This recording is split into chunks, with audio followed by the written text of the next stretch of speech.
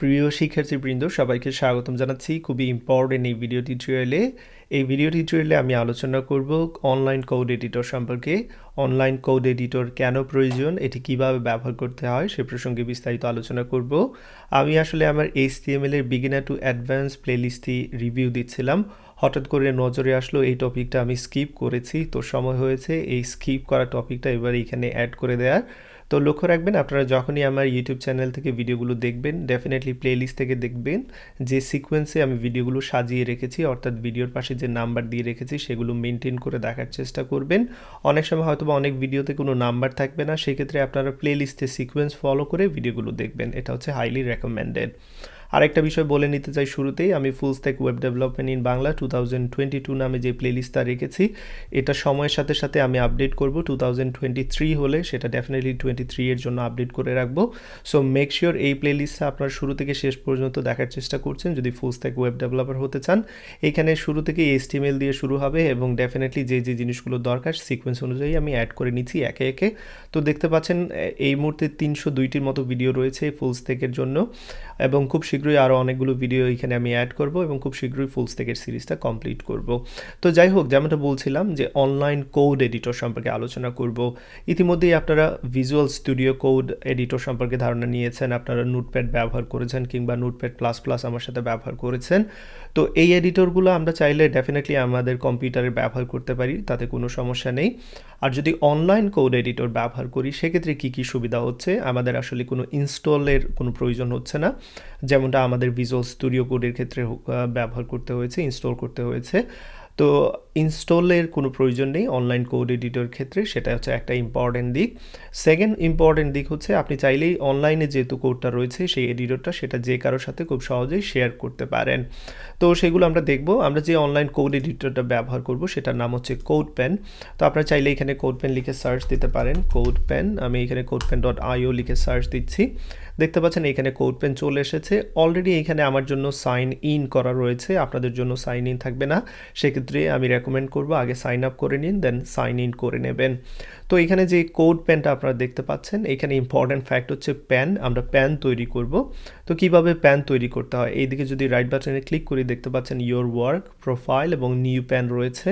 Exactly similar type of জিনিস এই দিকেও রয়েছে। তো আমি এখান থেকে যদি নিউ প্যানে সিলেক্ট করি, নতুন একটি প্যান ওপেন করতে যাচ্ছি, সেক্ষেত্রে দেখতে পাচ্ছেন এখানে HTML, CSS এবং জাভাস্ক্রিপ্ট তিনটি এখানে উইন্ডো রয়েছে এবং এখানে আমাদের ব্রাউজার আউটপুটটা রয়েছে।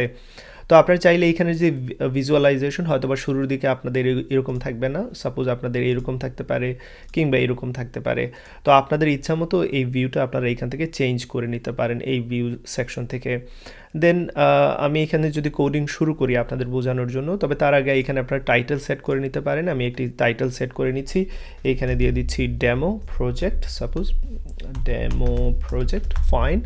অ্যান্ড দেন যেই কাজটা করতে পারেন এখানে HTML এ কোড লেখা শুরু করে দিতে পারেন। তো এখানে আপনাদের হেড বডি এগুলো লেখার দরকার নেই, অটোমেটিক্যালি হেড এখানে আসলে সেট করা আছে, আপনারা চাইলে তারপরেও লিখতে পারেন HTML এগুলো। তো আমি যে কাজটা করব ডিরেক্টলি আমি এখানে H1টা একটা ব্যবহার করব। So H1, this is an online editor demo whatever, and then H1 আমি এখানে ক্লোজ করে দিলাম। সো সাথে সাথে আউটপুট এখানে আপনারা দেখতে পাচ্ছেন, এখানে পারফেক্টলি আউটপুট কাজ করছে। তো আপনারা চাইলে এখানে CSS এর কোডও ব্যবহার করতে পারেন, আপনারা যারা CSS জানেন তারা চাইলে এখানে CSS অ্যাপ্লাই করে দেখতে পারেন। আমি জাস্ট এক্সাম্পল হিসেবে দেখাতে যাচ্ছি, যাদের CSS নলেজ নেই কোনো প্রবলেম নেই, CSS এর কোড লেখার দরকার নেই, আপনি HTML শিখছেন এখানে HTML লিখবেন, যখন CSS শিখবেন তখন এখানে CSS ট্রাই করবেন, and then same for JavaScript, এখানে জাভাস্ক্রিপ্টের জন্য একই কাজ করতে পারেন। তো আমি জাস্ট আপনাদের দেখাতে চাচ্ছি, এখানে আমি কালার দিচ্ছি গ্রিন, অ্যান্ড ডেফিনেটলি দেখতে পারবেন যে যখন আমি এটা এখানে কোডিংটা লিখে শেষ করলাম সাথে সাথে এখানে গ্রিন কালার এফেক্ট চলে এসেছে। তো এবার চলুন এখানে কয়েকটি অপশন রয়েছে সেগুলোর ব্যবহার আমরা দেখি। এখানে সেভে থেকে আপনারা দেখতে পাচ্ছেন আমরা চাইলে অটো সেভ ব্যবহার করতে পারি, দ্যাট মিনস এখানে টাইপিংয়ের পর অটোমেটিক্যালি সেভ অন রাখতে পারি। ফরম্যাট কোড অন সেভ, এটা হয়তো বা বাই ডিফল্ট অফ রয়েছে, আপনারা চাইলে অন করতে পারেন, দ্যাট মিনস আমরা যদি আমাদের কোডগুলো এরকম লিখি, আমি এখানে আনফরম্যাটেড অবস্থায় রেখে দিচ্ছি, যখনই আমি সেভ করব এটা ফরম্যাটেড হয়ে যাওয়ার কথা, এই যে দেখতে পাচ্ছেন এইটা ঠিক নিচে এটা চলে এসেছে, ফাইন। তো সেটা দেখার জন্য আমি চাইলে আরেকটা এক্সাম্পল এখানে ব্যবহার করতে পারি, এরকম যদি রেখে দিই এবং সেভ যখন করি ফরম্যাটিংটা কিন্তু সেভের সাথে সাথেই হয়ে যাচ্ছে। দেন এখানে সেটিংয়ে অনেক কিছু রয়েছে, আপনারা চাইলে চেক করে দেখতে পারেন একে একে সবগুলো। আমি সেটিংয়ের দিকে আর যাচ্ছি না।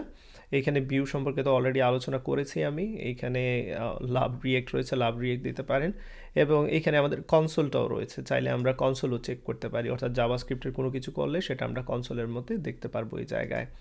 অ্যান্ড আর কি অ্যাসেটের জন্য, অ্যাসেটের কাজগুলো আসলে আমরা এখানে করতে পারবো না, কারণ সেটা প্রো এর জন্য। আপনার যদি প্রো অ্যাকাউন্ট থাকে সেক্ষেত্রে অ্যাসেট ব্যবহার করতে পারবেন, আপনার যে ফাইলগুলো রয়েছে সেগুলো অ্যাসেটের মধ্যে রেখে দিতে পারবেন। আর ডান দিকে কী কী রয়েছে সেগুলো যদি আমি আপনাদের দেখাতে চাই, চাইলে এখান থেকে ডিলিট করতে পারবেন।